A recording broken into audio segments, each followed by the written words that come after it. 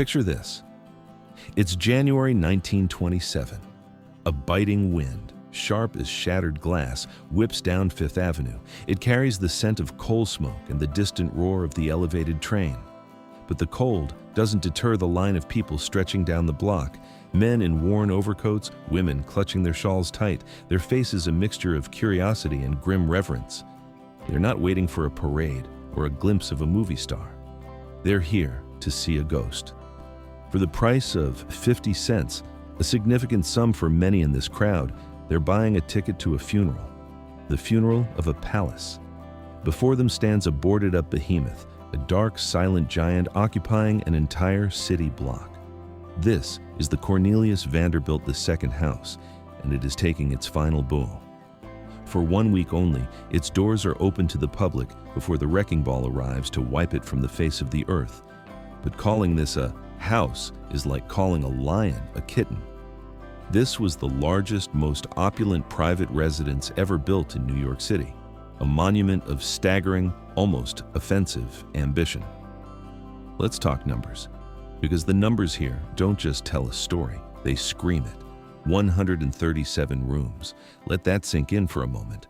To put that in perspective, the White House in Washington, D.C. has 132 rooms. This private home, belonging to one family, was bigger than the residence of the President of the United States. It wasn't just a mansion, it was a private kingdom carved out of the heart of Manhattan. It consumed an entire city block, stretching along the Gold Coast of Fifth Avenue from 57th to 58th Street. It rose 6 stories from the pavement, a fortress of brick and limestone, complete with its own private garden and stable. Just to keep it running, to dust the furniture and light the fires, required a permanent live-in staff of 37 servants. This was the Gilded Age, an era of excess so extreme it borders on the absurd. But even then, this house was different. It was a statement, a challenge, a declaration of war written in stone and steel. But that leads us to the central mystery. Why? Why would anyone, even a Vanderbilt, build something so impossibly, so titanically large?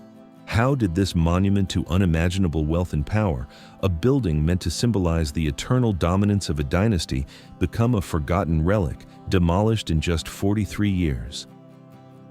And perhaps the most intriguing question of all, who was the woman who stayed behind, the lonely queen of this empty castle, who watched the world that built it crumble to dust from behind its gilded windows?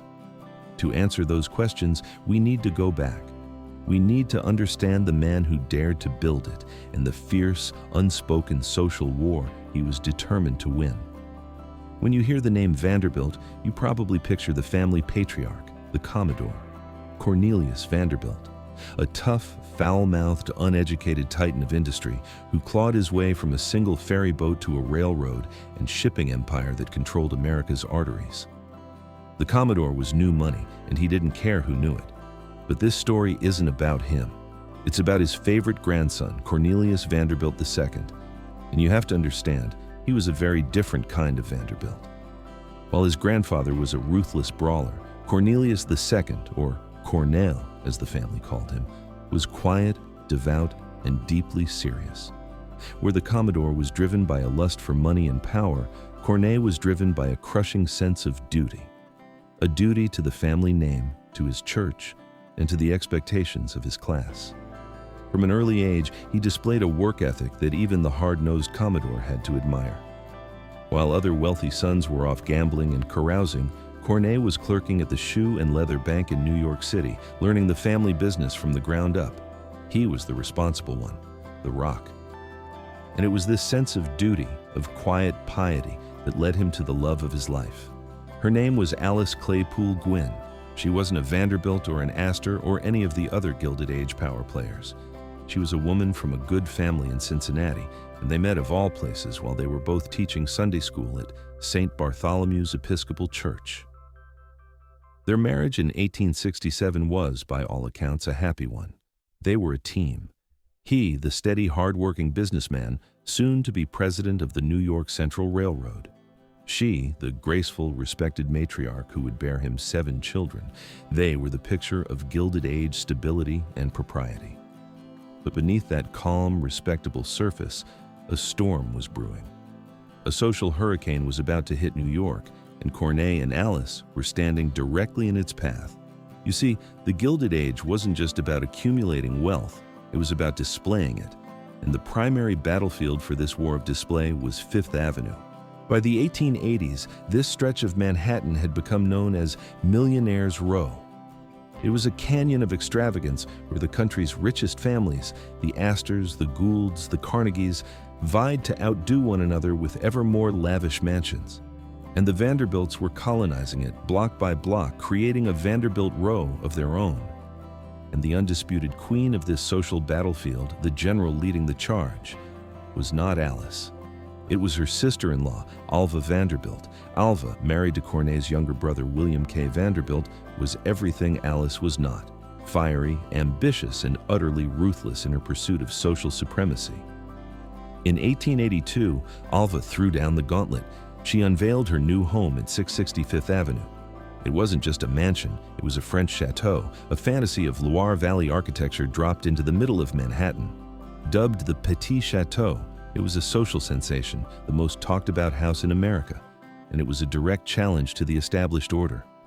Corneille and Alice, living in their own perfectly respectable but now suddenly modest-looking mansion further downtown, took notice. Corneille, as the head of the family, the eldest grandson, could not be outdone, especially not by his younger brother's audacious wife. The quiet, dutiful man had been provoked. The war had begun. He would build a house that would make Alva's Petit Chateau look, well, petit. He would build a house that would silence all rivals. He would build the biggest, grandest, most unassailable fortress of wealth and power the city had ever seen. He just had no idea it would also become his tomb. In 1883, the first version of the Cornelius Vanderbilt II house was completed at No. 1 West 57th Street. It was a massive red brick and limestone chateau designed by the celebrated architect George B. Post. It was enormous. For any other family, this would have been the ultimate achievement, the pinnacle of their ambition. For Cornelius, it was just the opening salvo. For the next decade, he watched. He watched as Alva's parties grew more lavish. He watched as other millionaires built their own palaces along Fifth Avenue. He saw the bar constantly being raised, and he felt the familiar sting of competition. He, the head of the mighty Vanderbilt clan, was being outshone. It was intolerable. So he made a decision that was breathtaking in its audacity. This wasn't going to be a simple renovation. This was going to be an act of architectural warfare. First, he began quietly buying up all the property on the block. He bought the brownstones next to his mansion, the neighboring lots, everything. He acquired the entire block front on Fifth Avenue, from 57th to 58th Street. Then, he brought in the bulldozers. One by one, the neighboring homes were demolished, cleared to make way for his vision. He hired not just George B. Post again, but also Richard Morris Hunt, Alva's own architect, the man behind the Petit Chateau. It was a power move, poaching his rival star player. The message was clear. Anything you can do, I can do bigger. What followed was a construction project of almost pharaonic proportions. For years, the corner of 57th and 5th was a whirlwind of activity. Hundreds of laborers, stonemasons from Italy, woodcarvers from France, and artisans from across Europe swarmed over the site. Carts laden with limestone, brick, and rare woods clogged the streets. Imagine you're a New Yorker in 1894, the year it was finally completed. You walk up Fifth Avenue, past the other mansions, and then you see it. It doesn't look like a house. It looks like a mountain range, a red and white cliff face of gables, turrets, and chimneys that seems to blot out the sky.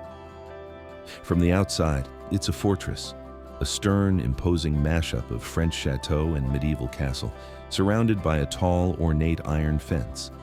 But then, you pass through the gates, under a grand porte cochere decorated with 6 intricate sculptures of singing children, carved by the artist Carl Bitter. And the moment you step inside, the stern exterior melts away into a scene of almost unbelievable opulence. You're standing in an entrance hall of Caen stone that soars 5 stories up to a distant ceiling. Light filters down from a massive stained glass window by the artist John Lafarge. Your footsteps echo in the cavernous space. From here, the choices are dizzying. Do you turn into the library, paneled in rich, dark wood?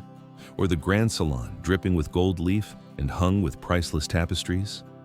Perhaps the watercolor room or the two-story ballroom with a ceiling painted to look like the heavens, ready for 1,000 guests. Then there's the dining room. But it's not just a dining room, it's a two-story art gallery. Its walls lined with masterpieces, where the family would dine surrounded by the treasures of Europe. Or maybe you'd prefer the smoking room, a two-story Moorish fantasy, its ceiling an intricate puzzle of carved wood, a room transported straight from the Alhambra. Every surface is a work of art. The interiors were designed by the Parisian firm Gilded Age and Sons. The great fireplace in the hall was designed by the sculptor Augustus St. Gaudens himself. This wasn't just a house decorated with art. The house was the art. It was a masterpiece of conspicuous consumption. It had taken over a decade and an estimated $3 million, a sum equivalent to hundreds of millions today. It had succeeded in its goal. It was, without question, the largest, most magnificent, most expensive private home in America. Cornelius Vanderbilt II had won the war. He had built his monument, a declaration of dominance in stone and steel that no one could ever challenge. But the victory would be tragically short-lived. From the outside, the mansion at 1 West 57th Street was the ultimate symbol of success. But as is so often the case, the grandest walls can hide the deepest sorrows. The house was a triumph, but the family that lived within it was stalked by tragedy. Even before the grand expansion, Corneille and Alice had known profound loss. Their firstborn child, a daughter named Alice, had died in 1874 of a childhood illness. She was only 5 years old.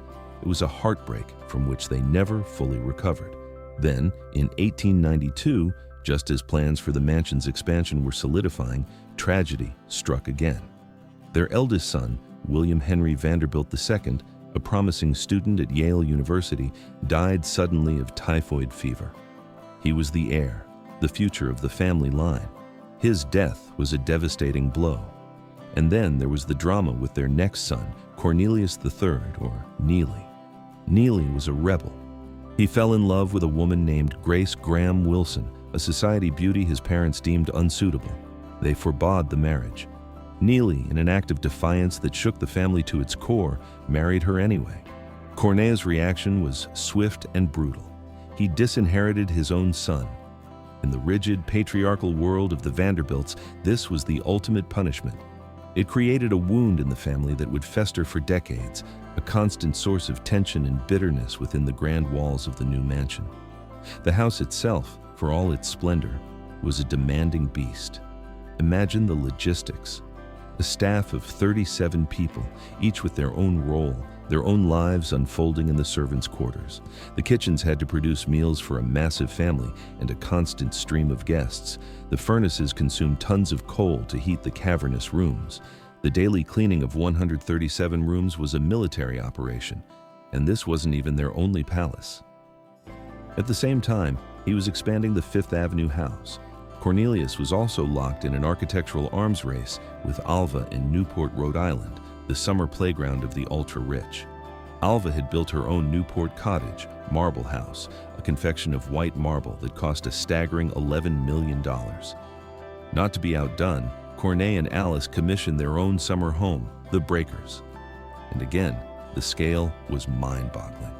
The Breakers was a 70-room Italian Renaissance palazzo, 3 times the size of the White House, that cost over $7 million to build. It was a masterpiece, but it was also another immense financial drain. The burden of it all, the businesses, the social pressures, the family tragedies, and the crushing weight of maintaining not one, but 2 of the most expensive homes in the world, was beginning to take its toll on the quiet, serious man at the center of it all. He had built his fortress, his monument to the Vanderbilt name. He had won the social war. But now he was a prisoner in his own gilded cage, and time was running out. The turning point came in 1896. It was just 2 years after the grand mansion was finally completed. Cornelius Vanderbilt II, the man who commanded railroads and fortunes, was struck down. He suffered a massive stroke that left him partially paralyzed and confined to a wheelchair. For 3 years, he was an invalid in his own palace, a ghost haunting the magnificent rooms he had willed into existence. The house that was meant to be the stage for his dynasty's glorious future had become his sick room. Then, on the morning of September 12, 1899, it was over. Cornelius Vanderbilt II died of a cerebral hemorrhage in his bedroom on the second floor. He was only 55 years old. And with his death, our story gets a new protagonist, Alice. The quiet, devout woman who had stood by his side for over 30 years was now a widow, and she was the sole mistress of the largest, loneliest house in New York City. Here's where we find the hidden truth of our story. The world saw Alice Vanderbilt as one of the richest widows in America, the queen of a Fifth Avenue palace.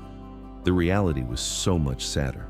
She was a grieving woman, a mother who had buried two of her children, now living in a 137-room mausoleum filled with memories and ghosts. An article from the Time notes that after his death, Alice, beset by grief, dialed back her social appointments and sequestered inside. The great house was never again opened for the grand parties and balls it was built for. The laughter and music died. The only major functions held there in the following years were the funerals of two more of her sons. Imagine the silence, the sheer, echoing emptiness of it all. Alice, a tiny figure in black, rattling around those cavernous halls, accompanied only by her staff of 37 servants.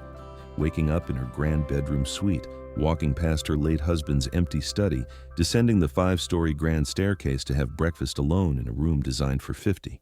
And as Alice retreated into her lonely world, the world outside her gates was changing with brutal speed. The Gilded Age was dying. Fifth Avenue was transforming. The residential palaces of Millionaires Row were being torn down, one by one, replaced by a new kind of architecture, the commercial skyscraper. Banks, department stores, and office buildings began to creep up the avenue, casting long shadows over the holdouts of the old guard. The very idea of a single family occupying an entire city block was becoming, to a new generation, not just extravagant, but obscene. Tastes were changing. The rich were moving into luxurious but more manageable apartment buildings on Park Avenue. The age of the private urban palace was over. But Alice held on. She was a relic, a symbol of a bygone era, stubbornly refusing to yield. And then came the final insult. In 1916, the city erected the Pulitzer Fountain in the Grand Plaza right outside her front door. And the fountain was crowned with a bronze statue of Pomona, the goddess of abundance, a beautiful but very naked goddess. As the story goes, the statue's completely bare backside was perfectly visible from Alice's bedroom window. She was reportedly deeply shocked. It was a symbol of the new, modern, shameless world encroaching on her private sanctuary, a world that no longer cared for the delicate sensibilities of a Gilded Age matriarch. But even that couldn't drive her out. What finally did was the one force that even a Vanderbilt couldn't defy: arithmetic. Her husband had left her a generous trust fund of $7 million, but the income from that, about $250,000 a year, had to cover the maintenance and taxes on both the Fifth Avenue mansion and the breakers in Newport. As taxes rose and the cost of labor increased, it was no longer enough. The Fifth Avenue mansion, once a symbol of ultimate wealth, had become a white elephant, a financial black hole. Finally, reluctantly, Alice had to admit defeat. She moved out, taking up residence in a smaller townhouse further up Fifth Avenue. The great house at 1 West 57th Street was boarded up. It sat there, dark and silent, a beached whale on the shores of a new century, waiting for the inevitable. In 1926, the end came officially. Alice, then in her 80s, petitioned the court for permission to sell the house. A real estate developer, Brasted Realty Corporation, paid her just over $7 million for it. It was a fortune, but they weren't buying the house. They were buying the land it stood on. The palace itself was worthless to them. But before the wrecking ball could claim its prize, Alice did something remarkable, something that speaks volumes about her character. This is her last act of defiance. In January 1927, 1 week before the scheduled demolition, she had the boards taken off the windows and the gates unlocked. For the first and only time, the Cornelius Vanderbilt II mansion was open to the public.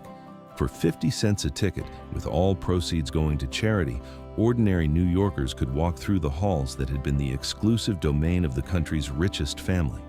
And they came in droves. They lined up for blocks in the winter cold, eager for a glimpse of a world that was already fading into myth. Imagine what they saw: the echoing 5-story hall, the grand ballroom, silent and empty, the gilded salon shrouded in dust sheets. They were tourists in a lost civilization, walking through the ruins of a fallen empire. The newspapers covered it extensively. People came from all over the city, from all walks of life. Working-class families saved up their 50 cents to see how the other half, or rather the other 1/10%, had lived. What must it have been like for those visitors? Many of them lived in cramped tenement apartments. And here they were, walking through a house with 137 rooms, each one more opulent than the last. In the spring of 1927, the demolition began. The work of a decade, the pride of a family, was reduced to rubble in a matter of months. The stained glass was shattered, the carved paneling torn out, the marble mantels carted away for salvage. By 1928, it was all gone. And in its place, a new, elegant building rose, the Bergdorf Goodman department store, a temple of commerce, not ancestry. It has stood on that corner now for almost a century, more than twice as long as the mansion it replaced. But the story doesn't quite end there, because even though the mansion is gone, its echoes remain. The front gates, those towering iron masterpieces, were salvaged before the demolition. Alice donated them to the city, and today they stand at the 105th Street entrance to Central Park. If you walk past them, you're walking through a portal to that lost world. The Augustus St. Gaudens fireplace, that baronial masterpiece from the Great Hall, was donated to the Metropolitan Museum of Art, where it still stands today. Pieces of the Moorish ceiling from the smoking room were preserved. These fragments, scattered across museums and private collections, are all that remain of the physical house. But the real legacy is more intangible. The story of the Cornelius Vanderbilt II mansion is a cautionary tale about the limits of wealth and power. It's a reminder that even the most solid-seeming monuments can crumble, that even the mightiest dynasties are subject to the tides of time. It's also a story about the human cost of ambition. Cornelius built his palace to win a war, but in doing so, he created a burden that would crush his family. The house that was meant to be a symbol of triumph became a symbol of tragedy. To truly understand the tragedy of the mansion, we need to understand what happened to the Vanderbilt family after Cornelius died. Remember Neely, the disinherited son? After his father's death, he and Alice had a partial reconciliation, but the damage was done. The bulk of the fortune went to his younger brother, Alfred. Alfred Gwynn Vanderbilt inherited over half of his father's $73 million estate. He was handsome, charming, and seemed destined for greatness, but his story ended in tragedy. In 1915, Alfred was aboard the RMS Lusitania when it was torpedoed by a German U-boat off the coast of Ireland. As the ship sank, Alfred gave his life jacket to a woman with a baby. He was last seen on the deck, helping others into lifeboats. He went down with the ship. He was 37 years old. Alice had now buried 3 of her children, and then there was Reginald, the youngest son. Reginald was a playboy, a gambler, and an alcoholic. He squandered his inheritance on parties, horses, and bad investments. He died in 1925 at the age of 45, leaving behind 2 daughters. One of them was Gloria Vanderbilt, who would become a famous fashion designer and the mother of CNN anchor Anderson Cooper. The Vanderbilt fortune, that seemingly inexhaustible mountain of wealth, was dissipating. There's a saying, shirt sleeves to shirt sleeves in 3 generations. The Vanderbilts are a perfect example. The Commodore built the fortune. His son, William Henry, doubled it. His grandsons, including Cornelius II, maintained it, but also spent lavishly. And by the time we get to the great-grandchildren, the fortune was largely gone. Let's talk about what was happening to Fifth Avenue during Alice's lonely years. In the 1880s and 1890s, Fifth Avenue from 34th Street to Central Park was the most exclusive residential street in America. It was a parade of palaces, each one trying to outdo the next. But by the early 1900s, the tide was turning. Businesses began moving up Fifth Avenue, attracted by the prestige of the address. Department stores like B. Altman and Lord & Taylor opened grand emporiums in what had been residential blocks. One by one, the great mansions fell. The Astor Mansion at 34th Street was demolished in 1893 to make way for the Waldorf Hotel. The A.T. Stewart Mansion was torn down in 1901. The Vanderbilt Triple Palace, built by Cornelius's father, was demolished in 1947. The reasons were always the same: rising property taxes, the difficulty of maintaining large staffs, and the sheer impracticality of living in a palace in the middle of a bustling commercial district. The age of the urban mansion was over, killed by economics and changing tastes. Alice watched this happen from her windows. She saw her neighbors' homes torn down, replaced by office buildings and shops. And she knew with a sinking certainty that her own home would eventually meet the same fate. After selling the mansion, Alice moved to 857 Fifth Avenue, a townhouse owned by her son-in-law. It was still a grand residence, but it was manageable, human-scaled. She lived there for the final 8 years of her life, from 1926 to 1934. She was in her 80s, a woman who had seen the world change beyond recognition. The Gilded Age was a distant memory. The Jazz Age had come and gone. The Great Depression had arrived, bringing with it a new perspective on wealth. Alice remained active in her philanthropic work. She was a major donor to St. Bartholomew's Church, the place where she had met Cornelius all those years ago. She supported hospitals, orphanages, and various charities. She was, in her quiet way, trying to use her wealth to do some good in the world. When she died on April 22, 1934, at the age of 88, the newspapers noted her passing, but the coverage was modest. She was a relic of a bygone era, but those who knew her remembered a woman of grace, dignity, and quiet strength. A woman who outlived her husband, her children, her mansion, and her entire era. There's another story here that deserves to be told, the story of the 37 servants who kept the mansion running. These weren't just faceless workers, they were people with their own lives, their own perspectives on the family they served. There was a strict hierarchy below stairs. At the top was the butler, who managed the other servants. Then there were the footmen, the valets, the ladies' maids, the chambermaids, the laundry maids, the kitchen staff, the scullery maids, the stable hands, and the gardeners. For many of these servants, working for the Vanderbilts was a prestigious position. It meant steady employment and decent wages, but it also meant long hours, strict discipline, and a life lived entirely at the beck and call of others. After Cornelius died, and Alice retreated into her grief, what must it have been like for those servants? They were maintaining a palace for a ghost, polishing silver that would never be used, dusting rooms that would never be entered, and when the house was finally sold and demolished, they had to find new positions scattered to other wealthy households. The mansion's destruction disrupted dozens of lives. From a purely architectural standpoint, the loss of the Cornelius Vanderbilt II mansion was a tragedy. It was one of the finest examples of Gilded Age architecture in America, a collaboration between two of the era's greatest architects, George B. Post and Richard Morris Hunt. Hunt was a titan of American architecture.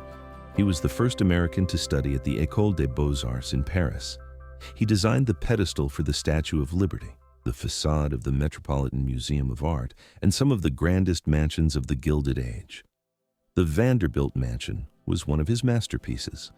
It was a perfect synthesis of French chateau architecture and American ambition. The attention to detail was extraordinary. Every molding, every carving, every piece of stained glass was designed to perfection.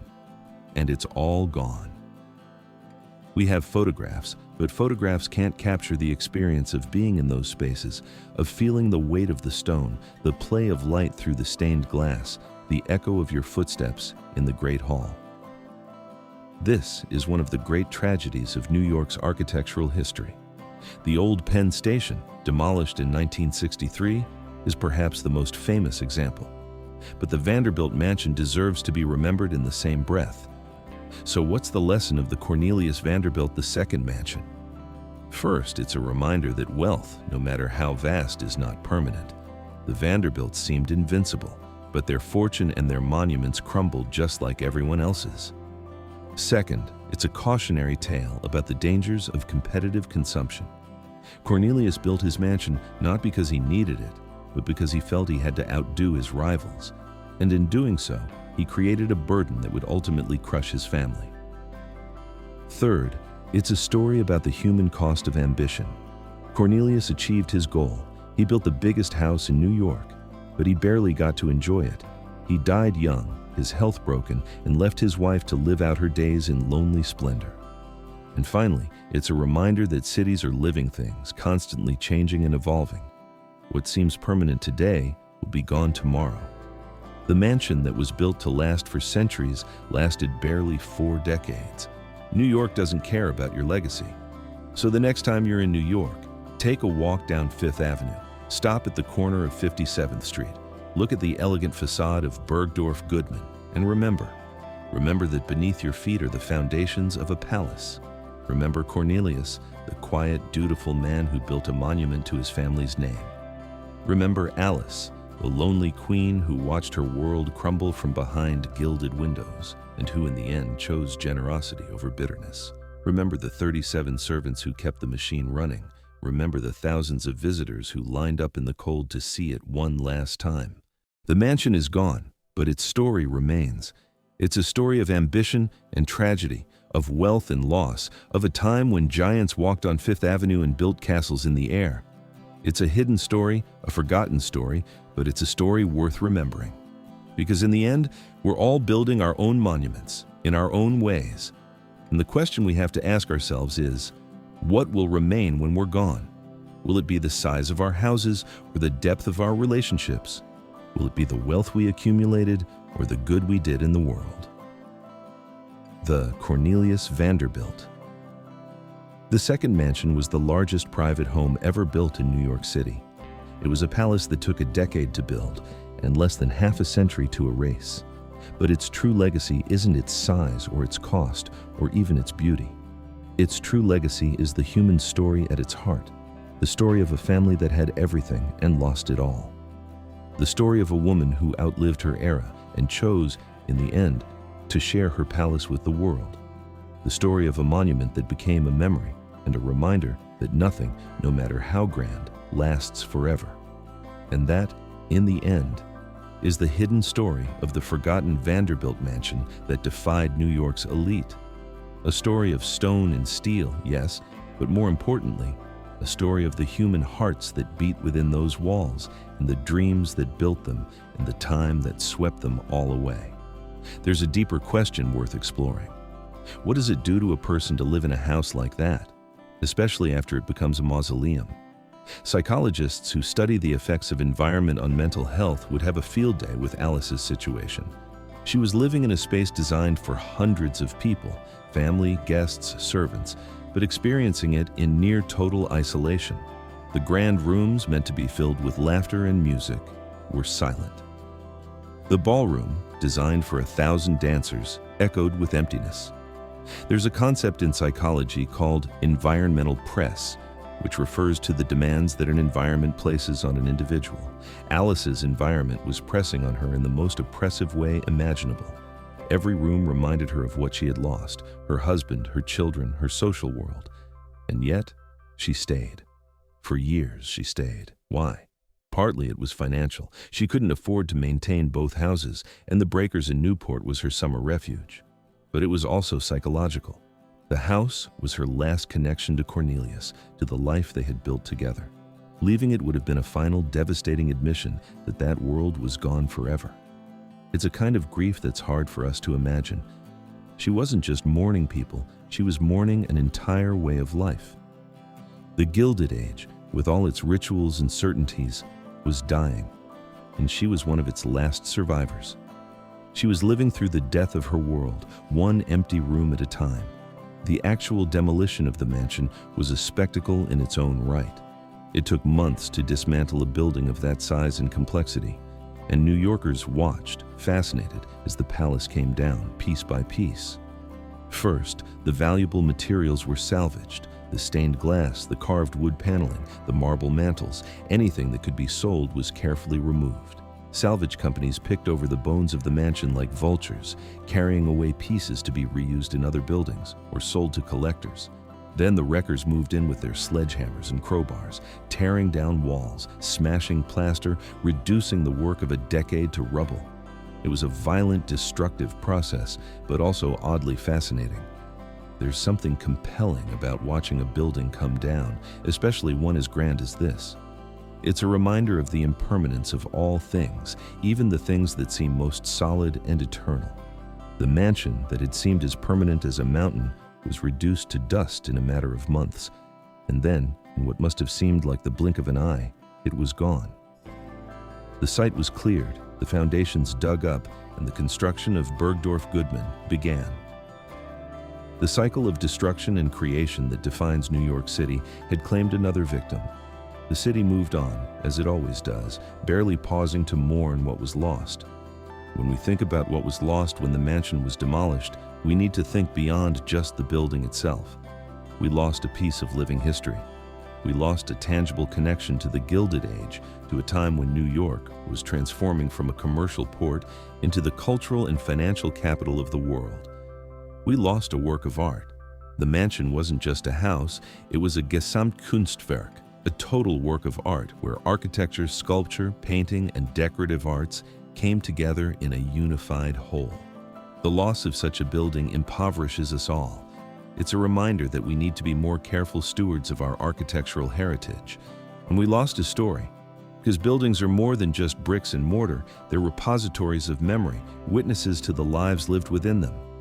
When the mansion was demolished, all those memories, all those stories were scattered to the wind. We can piece them together from photographs and documents, but it's not the same as having the building itself. The Vanderbilt name, of course, didn't disappear. It lives on, though the fortune that built the mansion has long since been dispersed. Cornelius and Alice's descendants include Gloria Vanderbilt, the fashion designer who became an icon in her own right, and her son, Anderson Cooper, the CNN journalist who has carried the family name into the 21st century. But the dynastic wealth, the kind of wealth that could build a 137-room mansion on Fifth Avenue, is gone. It was spent, invested, lost, and divided over the generations. The mansion's story is, in many ways, the story of the Vanderbilt fortune itself, spectacular but fleeting. A reminder that even the greatest fortunes are subject to the laws of entropy. The story of the Cornelius Vanderbilt II mansion is ultimately a story about time, about how even the mightiest monuments are subject to its relentless march, about how the things we build to last forever rarely survive a single human lifetime. It's a story about the danger of building your legacy in stone and steel rather than in relationships and deeds. Cornelius built the biggest house in New York. But what did it get him? A few years of satisfaction, followed by a stroke, an early death, and a widow left alone in a palace that became her prison. It's a story about the resilience of cities. New York didn't mourn the mansion for long. It tore it down and built something new, something more suited to the times. That's what cities do. They evolve, adapt, and move forward, leaving the past behind. They're living organisms, constantly shedding old skin and growing new. And it's a story about Alice, who outlived her husband, her children, her mansion, and her entire era. Alice, who in the end showed more grace and generosity than any of the men who built the Gilded Age. Alice, who opened the doors of her palace to the people and said, "This is yours now. Come and see." She understood something that her husband never quite grasped. The true legacy isn't about the size of your house or the extent of your fortune. It's about the lives you touch, the good you do, and the grace with which you face loss. In her final act, Alice transformed her palace from a monument to wealth into a gift to the city. And that, perhaps, is the most enduring legacy of all.